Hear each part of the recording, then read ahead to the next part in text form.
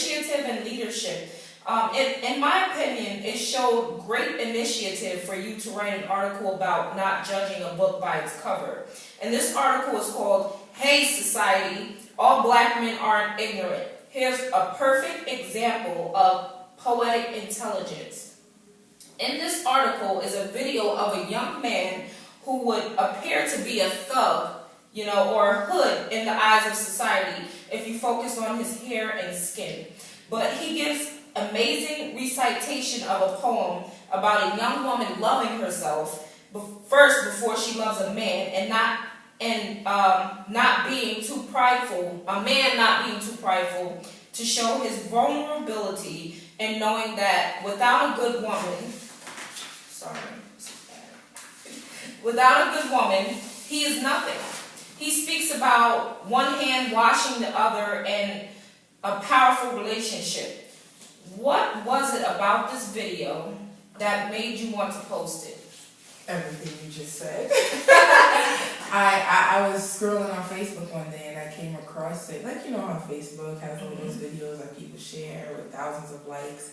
So I watched it. I'm like, okay, the comments, people write their captions like, "Oh my God, must watch," or whatever. So I'm like, okay, let me see what this is about. I was instantly blown away. Instantly. What made me want to bring this to a higher platform to share it with the readers of that'senough.com, because they need it. Everyone needs it. I was just like, I have a platform to share such a beautiful piece. Why sit on it? Why leave it at a like? Why leave it at a comment? Why not post it so other people can see it and share it?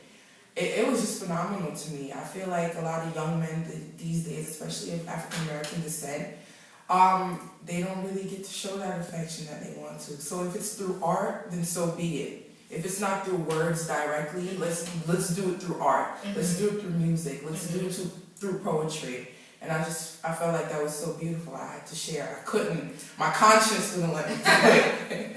So I had to. I love poetry. Yeah, spoken word has played a big part in my process. Mm-hmm. So I had to.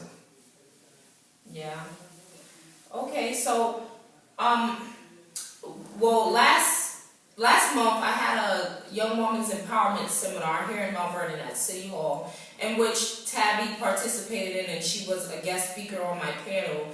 And what really caught my attention was I asked everyone to bring in something to hand out to, the attendees, the young women.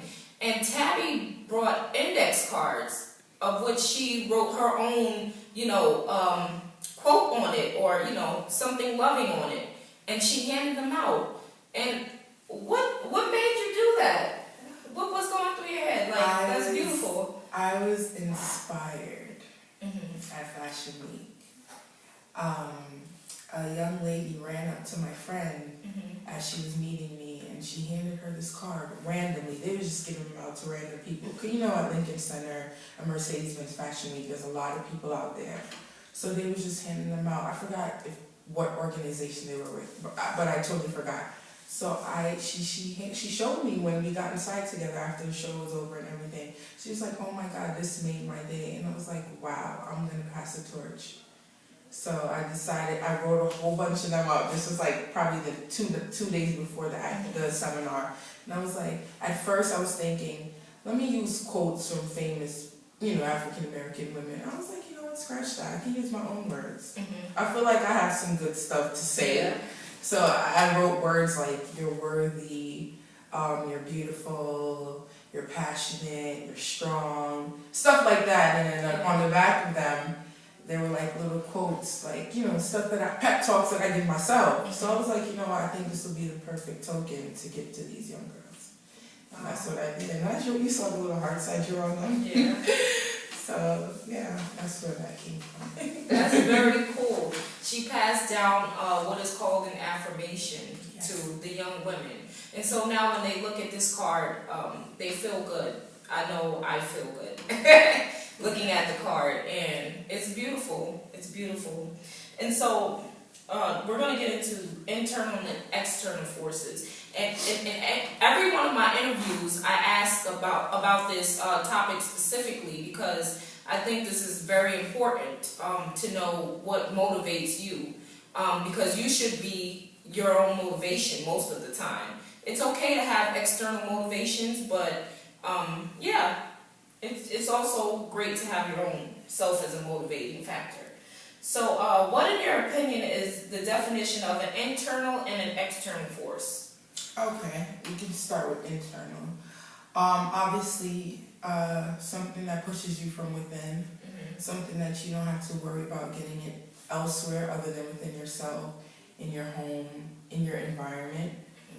As far as external forces go, I feel like on a bigger platform, things that are thrown at you, things that you don't go looking for, it's just there because it's what you're surrounded by, as opposed to internal forces where it's like, it's in your, it's what you're used to, you know what I'm saying? So, yeah, I think that's my definition of differentiating the two. Awesome. Yeah. You've already told us so much, and we are very thankful for this. Now, what one thing would you tell to young women and young men, even, you know, people who haven't started living their dreams yet? What one thing would you say to them to, you know, inspire our hearts? I say this all the time, and I always say, it might sound cheesy, and it might sound cliche, but just do what you love. Find something you love to do and just do it. It's funny because I was just left a meeting with some friends of mine discussing business, and we were having a similar conversation, kind of, but undocumented, of course. And we were just talking about how when I was younger, my sister was like, "Oh my God," you know, we were young, we were teenagers, probably like 10th grade, 11th grade, and she used to work at KFC, and she's like, "Tab, come, I could get your job there." And I'm just like, that's not what I want to do. I'd rather go intern for free and learn something to better myself, something that I know I can put towards my future and that I can put on my resume. As when I graduate from school, I'll have something to show for it, you know what I'm saying? So just do what you love and find every outlet and conquer it. If it's fashion, if it's music, don't subject yourself to just rapping, or don't subject yourself to just musical engineering. Go out and learn how an instrument is an instrument. Go out and you know what I'm saying? There is so much things in this world that are at our fingertips, and we just fail to see it sometimes.